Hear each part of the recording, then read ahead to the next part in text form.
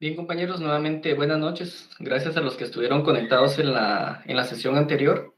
Pues como les comenté, de una vez vamos a aprovechar a dejar pregrabada esta sesión para que ustedes cuando tengan oportunidad pues puedan consultarla. Y como les dije, mis disculpas a las personas que ya estaban en modo vacaciones, pero nosotros teníamos el conocimiento que todavía teníamos que dar clase esta semana hasta el día lunes, porque por el tema de la pandemia, pues.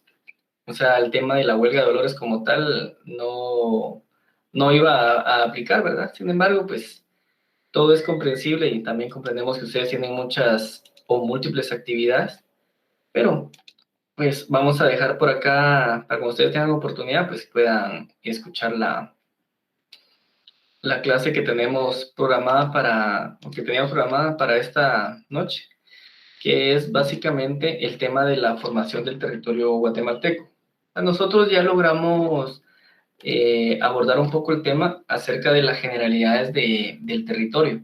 Sin embargo, pues también debemos de comprender un poco acerca de la historia de la formación del territorio guatemalteco como tal y esa relación que tiene, se podría decir, a nivel internacional, que tendríamos que remontarnos un poco a la historia, que en este caso, cuando Guatemala fue parte de una república federal de Centroamérica, o sea, en este caso, pues había un estado tipo federación que ya definitivamente no existe. Sin embargo, pues hasta antes del acta de independencia, pues teníamos esta forma de gobierno que se daba dentro de la península centroamericana y pues que estaba conformada por diferentes estados, como por ejemplo el estado de Yucatán, el estado de Chiapas, está definitivamente el estado de Guatemala como tal. También estaba el San Salvador o El Salvador, estaba Honduras y pues por último encontrábamos también a Nicaragua y a Costa Rica.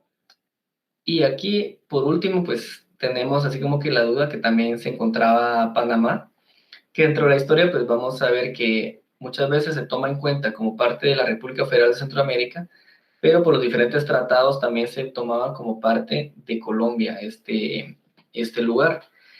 Entonces, acá les dejo para la referencia pues el artículo 1 del Acta de la Independencia, que pues establecía ahora que siendo la independencia del gobierno español una voluntad general del pueblo de Guatemala y sin perjuicio de lo que determine sobre ella el Congreso que deba formarse, el señor jefe político mande a publicar para prevenir las consecuencias que serían temibles en el caso de que la proclamase de hecho el mismo pueblo.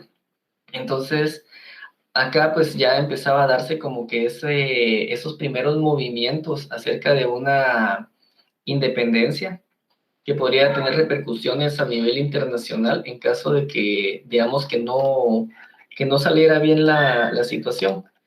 Y pues por lo mismo acá nos vamos a remontar nosotros, ahorita pues que cabal está de moda este año, que es el bicentenario de estas fiestas de independencia. Entonces, remontándonos a esta situación, o sea, hace 200 años atrás, 199 a 200 años, vamos a poder comprender un poco cómo se ha ido formando entonces este territorio, tanto de Guatemala como de Centroamérica. Entonces, Guatemala, por ejemplo, se constituyó como un estado oficialmente independiente hasta el año de 1825, es decir, 4 años después de que firmó su independencia. Ya como república se formó directamente en el año de 1847, es decir, casi 20 años después, 24. Entonces, dentro de los anales de la historia, pues destaca la proclamación de la independencia de Centroamérica, la cual nosotros la conocemos como esa conmemoración por parte, en este caso, de Guatemala, de Honduras, de El Salvador, de Nicaragua y de Costa Rica, de lo que se denominó la firma del Acta de Independencia de América Central. En la fecha, pues yo creo que todos la conocemos, que es el 15 de septiembre de 1821. Sin embargo, pues la capitanía en este tiempo pues estaba conformada en ese entonces por lo que eran las provincias. En este caso, pues siempre va a destacar estaba la provincia de Guatemala, estaba la provincia de Chiapas, también se encontraba la provincia de Comayagua, la de San Salvador, la de Nicaragua y por último la de Costa Rica.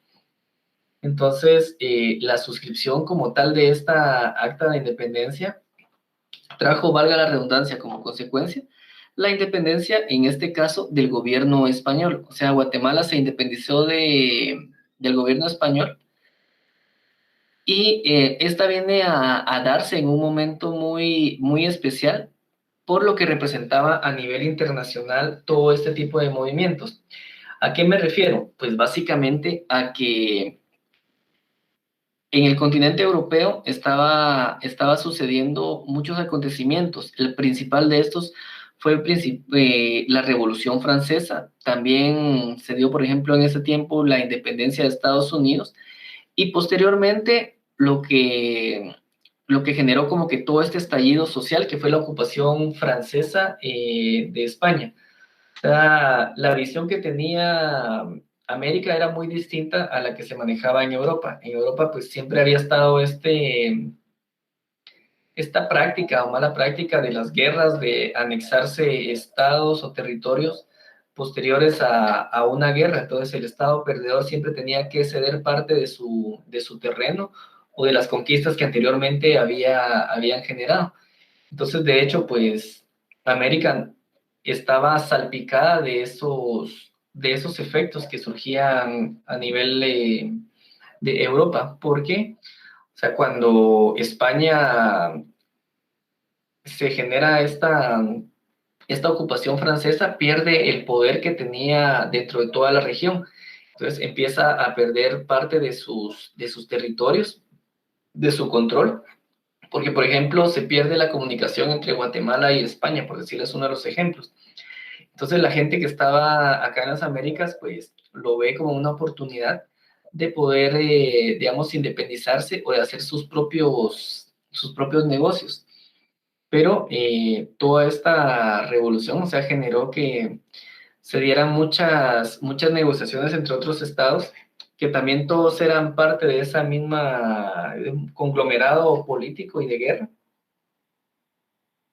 Que, por ejemplo, les puedo decir que Gran Bretaña estaba peleando con España, pero también peleaba en este caso, con Francia. También estaban otros países que también estaban generando guerra contra Francia, como por ejemplo lo fue Portugal.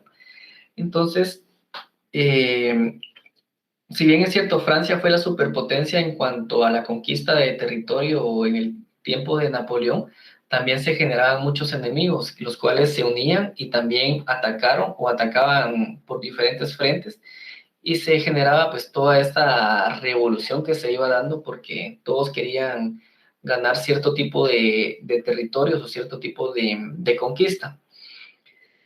Pero entonces de ese proceso independentista básicamente surge lo que conocimos como la República Federal de Centroamérica. Entonces esto lo podemos conseguir nosotros como que fue una nación que surgió en este caso de una asamblea constituyente de las Provincias Unidas de Centroamérica. Entonces eso fue 3 años después de la firma de la independencia. Acá surge básicamente lo que es una constitución, la primera constitución de la República Federal de Centroamérica del año de 1824.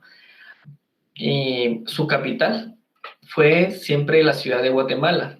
En este caso, pues hasta el año 1834, después se traslada a El Salvador, al Sonsonate. Pues fue un periodo, digamos, breve, ¿verdad? Entonces en San Salvador estuvo ya durante 5 años, de 1834 a 1839. Sin embargo, pues solo era el poder ejecutivo el que se había trasladado, mientras que, por ejemplo, los poderes legislativo y judicial mantuvieron siempre su asiento en la ciudad de Guatemala. Entonces, la Federación Centroamericana, pues básicamente estaba conformada por cinco estados. Estos eran, pues, Guatemala, El Salvador, Honduras, Nicaragua y Costa Rica.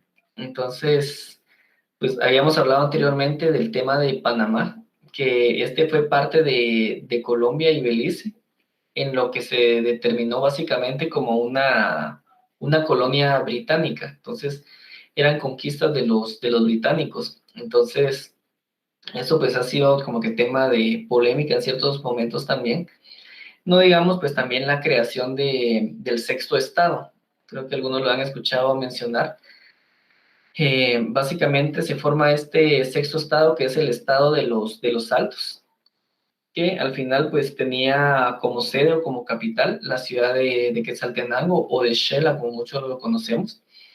Y esto lo que abarcó dentro del territorio fue parte de lo que era el occidente de Guatemala, aparte también el territorio de lo que es el actual Soconusco de Chiapas, y ahora pues Chiapas es de México.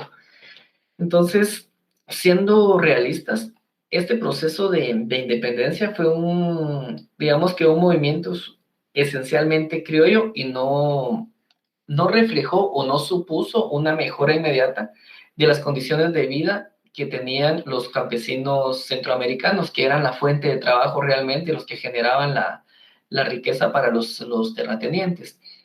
Entonces, podemos decir que básicamente este movimiento independentista fue promovido por la élite comercial de Guatemala y de El Salvador.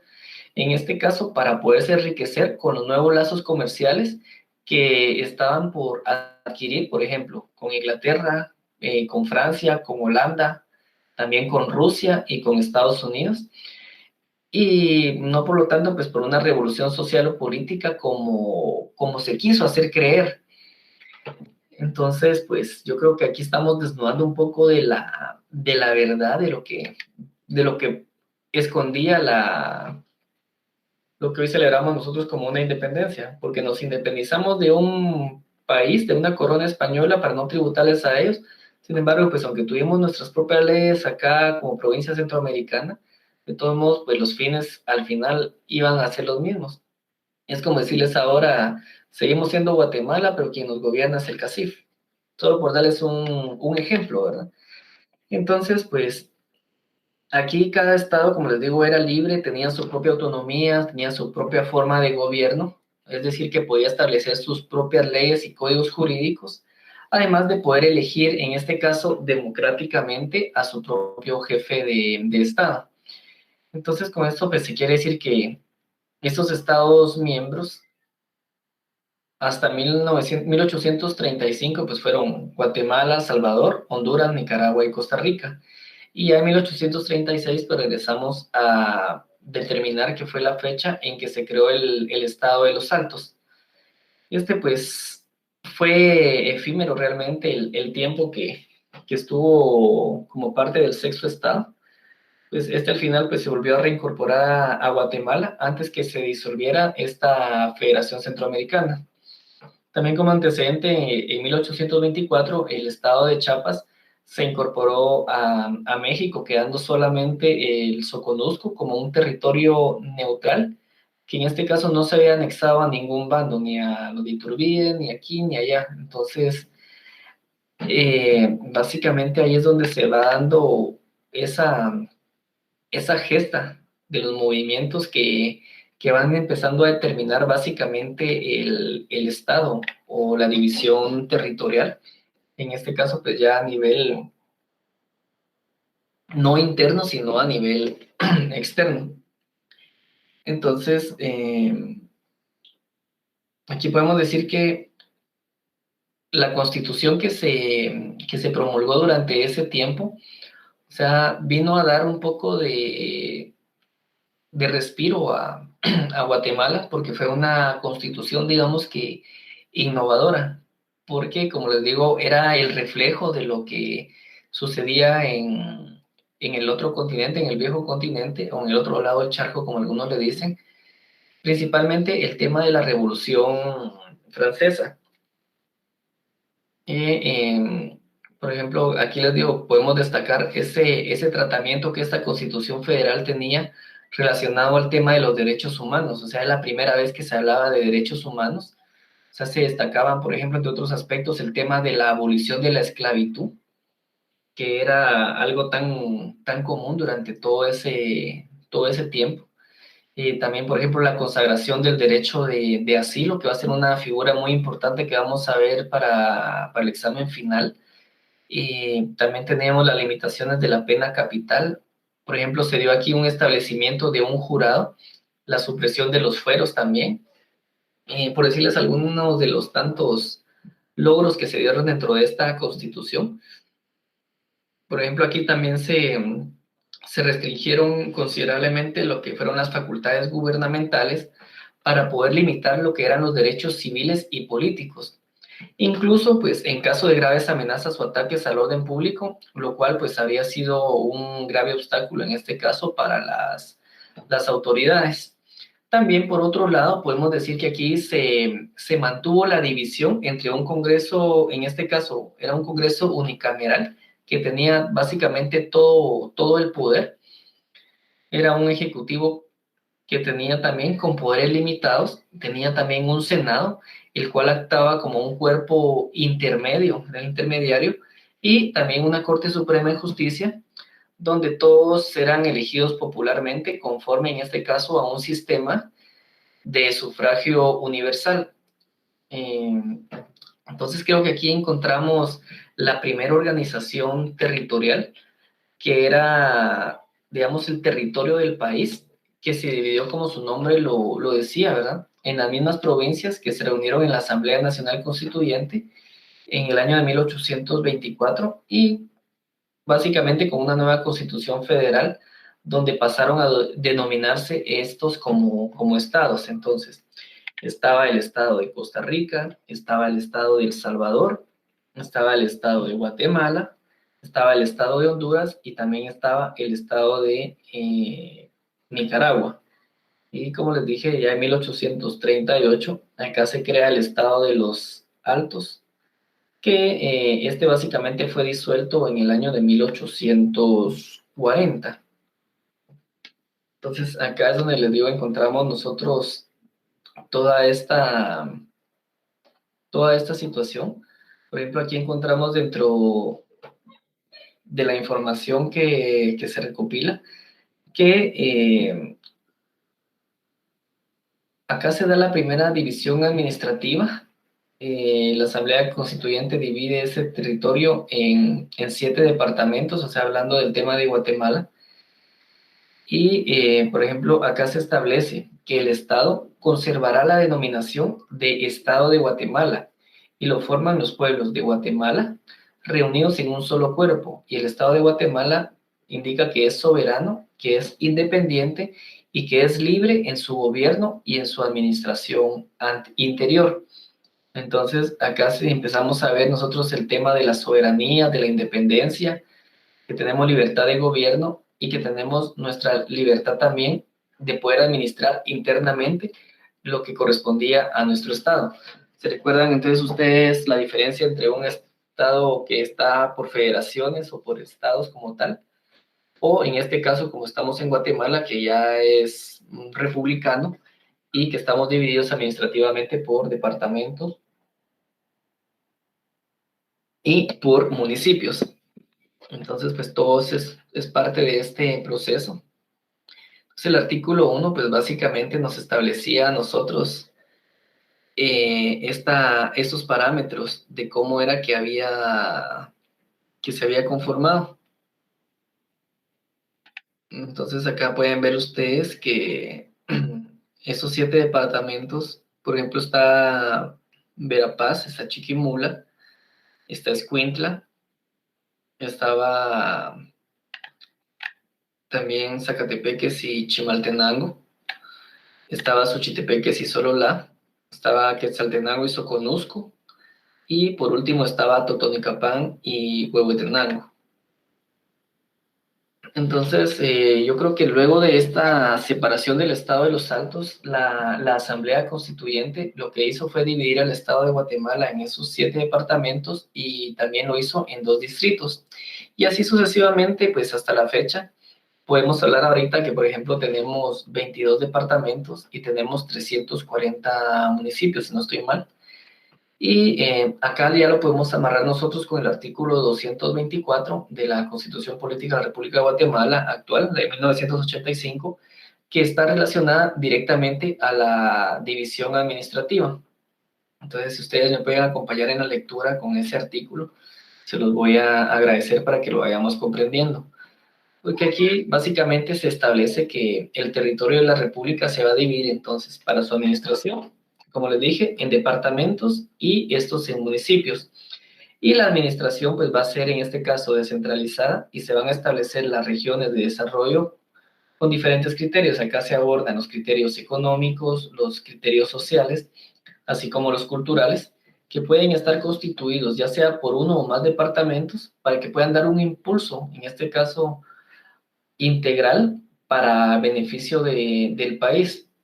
Y pues también se establece que cuando así convenga a los intereses de la nación, en este caso el Congreso de la República podrá modificar esa división administrativa, estableciendo para el efecto un régimen de regiones, de departamentos y municipios o cualquier otro sistema, sin menoscabo en este caso, dice, de la autonomía municipal. Entonces, acá como les comento, es donde encontramos nosotros esos principios de dónde es que Guatemala surge como un estado. Lógicamente, a través del tiempo, pues va cambiando su denominación hasta que se vuelve un país como tal, con una forma de gobierno propia. Y aquí precisamente es donde nosotros vamos a entrar a comprender cómo es que se da esa formación del territorio guatemalteco y cómo es en sí esta delimitación que se da. Y acá, por ejemplo, vamos a encontrar que Guatemala tiene de vecinos a México, tiene de vecino a Belice, tiene de vecino a Honduras y tiene de vecino a El Salvador. Por aquí, pues, hay un compañero que tocaba el tema de Belice, ¿verdad? Que nosotros realmente no lo reconocemos como tal. O sea, en el tiempo de Serrano Elías, pues, se hizo un pronunciamiento como tal. Sin embargo, pues, respetamos al Estado, pero no, como dirían por ahí, lo masticamos, pero no lo tragamos. Es decir, que nosotros no lo reconocemos y estamos trabajando un diferendo territorial y lo hemos sometido a una justicia internacional para que sea el órgano encargado de decidir al final por nosotros cuál va a ser el veredicto final del mismo. ¿Sí? Entonces, por ejemplo, acá tenemos que basarnos nosotros en comprender nuevamente que aquí se va a manejar el lenguaje diplomático, es decir, que la diplomacia va a estar por enfrente de todo este tipo de situación en general, conforme a nuestros hermanos mexicanos, salvadoreños, hondureños, etcétera. Entonces, se recordarán ustedes de la famosa frase del Yuti Posidetis, que básicamente este se aplica en un lenguaje diplomático, se va a aplicar en los conflictos internacionales y también esta expresión se va a referir a que las partes interesadas, en este caso, deben de mantenerse en la situación territorial previa a las hostilidades o a las discusiones mientras se puede resolver el caso. Entonces es como un tipo de intermediario que pues en latín significa que como uno lo posee, lo seguirá teniendo. Entonces también recordemos un poco el tema del qué es un laudo arbitral, porque nos va a servir para poder comprender más adelante, y cuando estemos hablando del tema de Honduras, en este tipo de situación. Entonces, el laudo arbitral básicamente es aquel en el que se pronuncian los árbitros designados en un compromiso. O sea, esto se va a hacer conforme a lo alegado y a lo probado. Entonces, acá, por ejemplo, se dicta de la misma forma que, por ejemplo, una sentencia que emite un juez de primera instancia. Entonces, debe de respetarse ese laudo arbitral. Entonces, dentro de esa delimitación y formación del territorio guatemalteco, básicamente encontramos delimitación con otros países con los cuales se han fijado, en este caso, pues los límites fronterizos. Entonces, recordando un poco, los derechos territoriales de un Estado son el conjunto, básicamente, de actos, de facultades o de derechos que tiene un Estado, en este caso sobre su propio territorio, entendido este como un país, ¿sí? Entonces, los derechos territoriales de un Estado van a comprender el territorio propiamente dicho y se van a extender, como ya lo vimos, sobre el espacio aéreo, el espacio marítimo y el ultraterrestre, ¿sí? Aquí amarramos todo esto que ya hemos visto en clases anteriores y determinamos también que, por ejemplo, el tema de la soberanía territorial va a ser ese poder de actuación exclusiva que tiene el Estado sobre un territorio con los únicos límites que, en este caso, el derecho internacional les haya fijado. De esto podemos partir entonces que el Estado es una institución jurídico-política que está compuesta por una población que está establecida sobre un territorio y está provista de un poder, que en este caso es el poder llamado soberanía. Eh, Recordando también el tema de la frontera, básicamente es esa línea que va a dividir el territorio de un estado frente a otro estado. Y esta va a precisar los exactos límites espaciales de la soberanía territorial de un estado. Entonces, pues podemos comprender que esa línea de delimitación del territorio está sometida a las autoridades políticas diferentes o el límite de la zona en la cual el Estado puede ejercer su propio derecho soberano y se va a basar precisamente entonces en este y se va a fijar a través de el derecho interno. Entonces, por ejemplo, aquí vamos a abordar estos aspectos jurídicos. Vamos a ver el tema de la frontera entre Guatemala y México, la frontera entre Guatemala y Honduras y la frontera entre Guatemala y El Salvador. El tema de Belice, pues lo voy a dejar pendiente para otra sesión. Entonces, es importante pues que ustedes puedan tener su constitución a mano, pues vean también la ley reguladora de las áreas de reserva territoriales del Estado de Guatemala, para que podamos ir comprendiendo estos temas como tal. Entonces acá les dejo una pequeña infografía de cómo estamos conformados nosotros. Acá está Guatemala, el pedacito verde es Belice, acá tenemos abajo a El Salvador, a Honduras, y es en esta otra parte de acá tenemos a México, que básicamente son nuestras fronteras, son nuestros puntos fronterizos, los cuales son los que pueden estar en consideración como parte de nuestros límites, en este caso territoriales.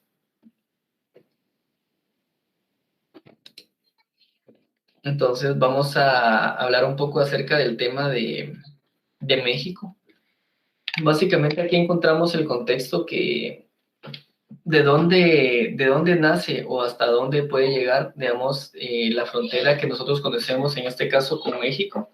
Y podemos destacar que, por ejemplo, va desde el Océano Atlántico, con aproximadamente unos 1.200 kilómetros de longitud, que es colindante en este caso con Guatemala y también es colindante con Belice.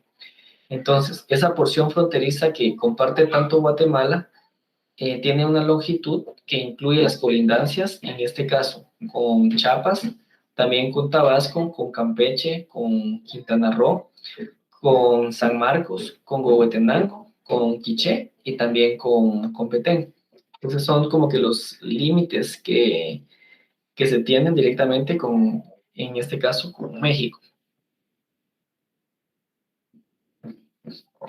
Pero esto pues no es solo porque se nos haya ocurrido que así tenía que ser, sino que se vino dando una serie de situaciones jurídicas, un poco también de cuestiones políticas que fueron generando todo este tipo de situaciones y que al final tenían que, digamos, que colocarse en un texto jurídico que le pudiera dar ese respeto, en este caso, como lo decíamos con el Iuti Possidetis, de respetar ese derecho internacional. Y pues de esa cuenta, pues por ejemplo, en el caso de nuestros límites con México, encontramos que se celebró un convenio en 1877, en los cuales los representantes tanto de Guatemala como de México nombraron comisiones de ingenieros, una en este caso por cada nación, para que pudieran reconocer las fronteras y levantaron un plano, en este caso, que sirviera para poder generar las negociaciones entre los países. Digamos que aquí, aunque se hizo un mapa de la frontera, o sea, que estaba comprendida entre las faldas del volcán Tacaná y el Océano Pacífico, se celebró, en este caso, una reunión del presidente, que en ese entonces era Justo Rufino Barrios, y de México, Matías Romero. Este, pues, era el representante mexicano. Quisieron, pues, fue celebrar básicamente en Nueva York una reunión donde sentaron estas bases para un convenio sobre los límites en los cuales se hizo constar que Guatemala prescindía de los derechos que le asistían sobre el estado de Chiapas y el Soconusco. Y entonces acá se fijaron los límites definitivos. Es decir, que a mi conocimiento, pues tanto Chiapas como el Soconusco eran parte de Guatemala, pero al final, pues ellos como estado eh, decidieron anexarse, o sea, dentro de su libre determinación, en este caso, pues a México. Entonces, pues Guatemala perdió bastante dentro de toda esta situación. O sea, no solo políticamente hablando, sino que económicamente, pues perdió mucho también. Entonces, perdió un acceso muy importante al Océano Pacífico, que si se dan cuenta ustedes, por ejemplo, si hablamos de las playas blancas o de arena blanca, o sea, no tenemos absolutamente nada. Entonces, todo quedó, en este caso, por el lado de Cancún, por decirles un ejemplo, que todo esto de Chiapas, Quintana Roo, que pues es una de las cuestiones que podríamos recalcar, que es lo Guatemala perdió. Pero si vemos, o sea, en cuanto a este tratado, ¿qué, qué generó? Yo creo que fue una de las tantas pérdidas que Guatemala pudo reconocer de esta manera. Porque, o sea, en todo lo que era la cuestión de los límites, se relacionó durante aquella época que Guatemala perdió cerca de 15,000 kilómetros y digamos que ganó 5,000 kilómetros. Entonces el resultado son 10,000 kilómetros de, de estado o de territorio que Guatemala tuvo que ceder dentro de esta negociación. Entonces, por ejemplo, Guatemala perdió 14 pueblos, perdió 19 aldeas y más o menos 54 rancherías. Y, digamos, en cuanto a la gente, perdió más de 15,000 guatemaltecos dentro de este proceso. Mientras que México, pues, digamos que también perdió. Ellos perdieron un pueblo, perdieron 28 rancherías y 2,500 habitantes. Entonces, no fue como que mayor cosa lo que ellos perdieron como tal. Entonces, pues, este tratado, viéndolo desde el punto de vista jurídico, eh, lo que hizo fue relativo a delimitar esos límites en el territorio de Guatemala y de México. Entonces, posteriormente, por ejemplo, en 1881, se plantean problemas entre México y Guatemala, cuando Justo Rufino Barrios reclama esas tierras del Soconusco y de Chiapas, y la postura inicial de México pues fue la de no aceptar la discusión sobre los derechos que se tenían sobre esa región. Entonces, en 1882, ya un año posterior, se inicia ese diálogo para poder resolver el problema entre Matías Romero y Justo Rufino Barrios, acudiendo en este caso a la figura del arbitraje, que acabamos de ver la definición antes, para que ustedes pudieran estar más en contexto. Entonces, aquí, por ejemplo, tenemos el antecedente, en este caso de Estados Unidos, que se había adueñado de más de la mitad del territorio mexicano, por lo que era obvio que su decisión, por ejemplo, no iba a ser una objetiva. Pero acá, o sea, nosotros teníamos de aliado a Estados Unidos, pero de todos modos después nos iba a cobrar la factura. Entonces, la consecuencia de dicho arbitraje, pues básicamente fue el convenio preliminar que se firmó en Nueva York, en la cual se estableció que Guatemala prescindía de la discusión que se había sostenido acerca de los derechos que le asistían en el territorio de Chiapas, en el territorio básicamente del Soconusco. Entonces el resultado fue beneficiar al territorio mexicano. Y el tratado, entonces, Herrera Mariscal, lo que fue un tratado definitivo que básicamente quedó establecido en su primer artículo que Guatemala renunciaba para siempre de los derechos que juzgaba tener sobre el territorio, en este caso del estado de Chiapas y de su distrito de Soconusco. Entonces, México y Guatemala acordaron utilizar líneas rectas entre los puntos claves que se conocían y que eran aceptados por ambos países. Y pues estos fueron, como les digo, trabajos de medición y de limitación que se concluyeron aproximadamente 20 años después, es decir, en 1902.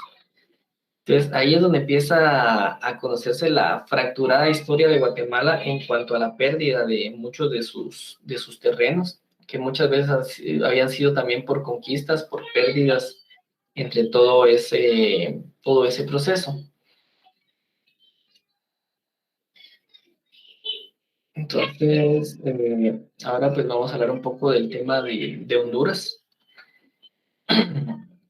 Pues acá se establece que con Honduras se empieza a tratar el tema de la delimitación a partir de la desintegración de la Unión Centroamericana. O sea, al momento que se separan todas las provincias, cada quien quiere reconocer la parte del territorio que le corresponde, porque habían dejado de ser una nación y se iban a convertir en cinco naciones independientes. Entonces, acá, al igual que en México, o sea, fue un tema de más de 100 años de discusiones, o sea, tipo Belice, o sea, habían choques fronterizos, habían malentendidos, pero aquí lo que hicieron ambas partes fue someter también, al igual que con México, a un proceso de arbitraje en 1930. Entonces ya Guatemala ya conocía el tema de los arbitrajes, ya sabían cómo les había ido, pero igual se volvieron a aventurar en este tipo de situación. Entonces, el objetivo de este arbitraje pues, fue resolver ese litigio que existía entre Guatemala y Honduras. En 1933 se resolvió a través del laudo arbitral que establecía que la única línea jurídica era la que se podía establecer entre ambos países. Entonces, aquí se aplica el Jus Possidetis de 1828. Y también, si alguno de los países hubiera establecido, digamos, más allá de esa línea, algún interés que debiera tomarse en cuenta, entonces el tribunal podría fijar una línea definitiva modificando la línea del Jus Possidetis, pero al final acordando siempre una compensación al Estado que la perdiera. Entonces, básicamente, o sea, aquí podemos decir que el problema inició en 1824, cuando se desintegra toda esa Unión Centroamericana, y luego de más de 100 años de discusiones y esos choques fronterizos, eh, se resolvió a través de un laudo arbitral. Eh, Aquí pues también podemos, digamos, destacar que a partir del año de 1810, en América impera una corriente que es la retroactividad. Entonces, básicamente la retroactividad a ese año, es decir, que la norma que las repúblicas hispanoamericanas habían aceptado en principio como fronteras eran los límites que entre los distintos territorios habían establecido, en este caso, los descubridores o los colonizadores. Entonces, cuando hablamos del tema del laudo arbitral, o sea, al que se pronuncian los árbitros designados en este compromiso, va a ser siempre conforme a lo alegado y a lo probado. Y debe dictarse, como les dije, de la misma forma en que lo emite un juez de primera instancia.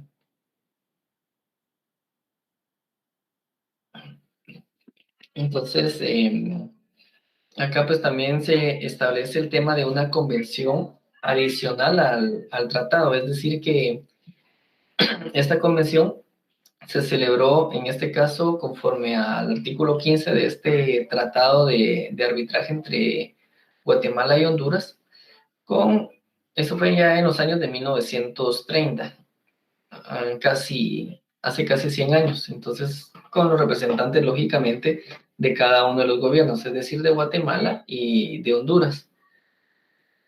Acá en esta convención básicamente ya se regula todo lo relativo a la demarcación de la línea divisoria entre Guatemala y Honduras como tal.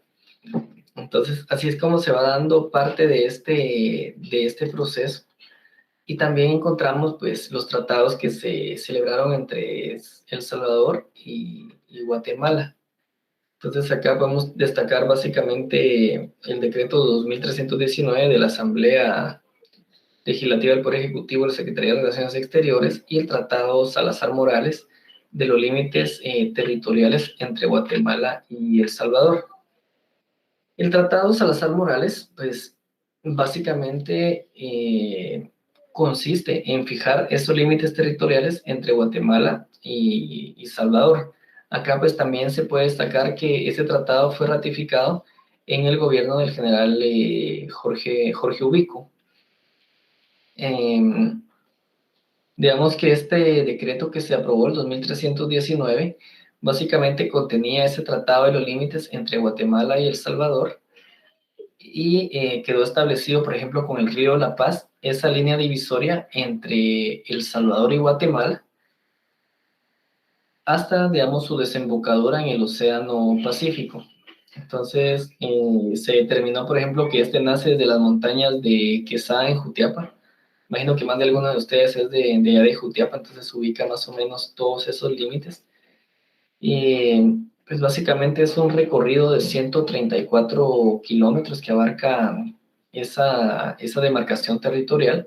Y pues aquí básicamente se estableció que cualquier cambio que se causara por la naturaleza de los ríos fronterizos no iba a modificar esa línea de frontera que se había fijado con el tiempo de demarcación. Aquí también surge un acta de canje. No sé si ustedes ya se familiarizan con ese tema, sino pues un acta de canje o un canje de notas es básicamente un registro de un acuerdo de rutina que tiene muchas similitudes, por ejemplo, con un contrato de derecho privado. O sea que este va a consistir en el intercambio de dos documentos, de un modo que cada una de las partes tenga en su poder el documento que ha sido firmado por el representante de la otra parte.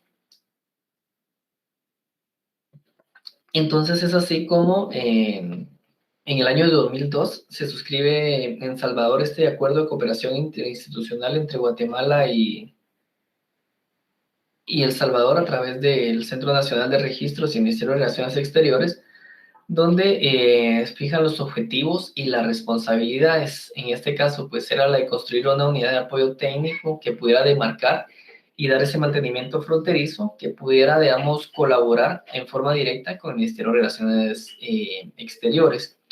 También encontrábamos que se iban a ejecutar las tareas de demarcación y mantenimiento fronterizo para poder, digamos, facilitar ese material cartográfico o geográfico que se encontrara disponible para poder identificar esos límites internacionales con El Salvador.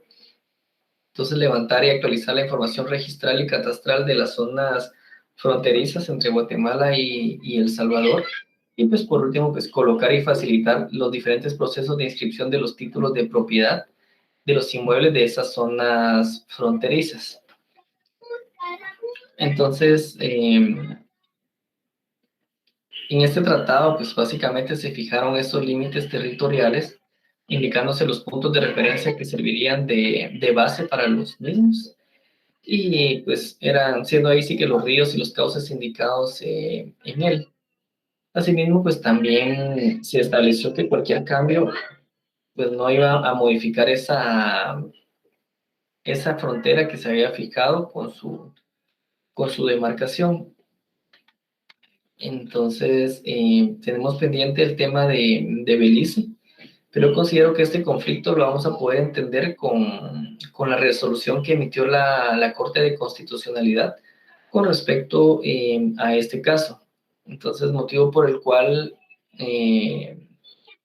literalmente se plasma la sentencia, la cual vamos a analizar posteriormente.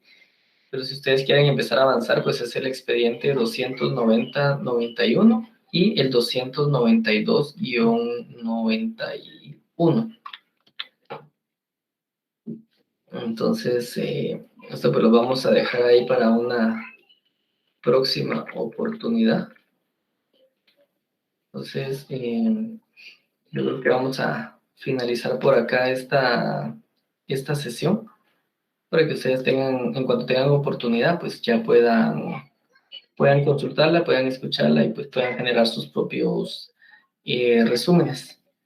Entonces yo les paso a dejar, yo creo que ya por la hora son las 9 de la noche, vamos a ir a comer algo también. Entonces que tengan buenas noches.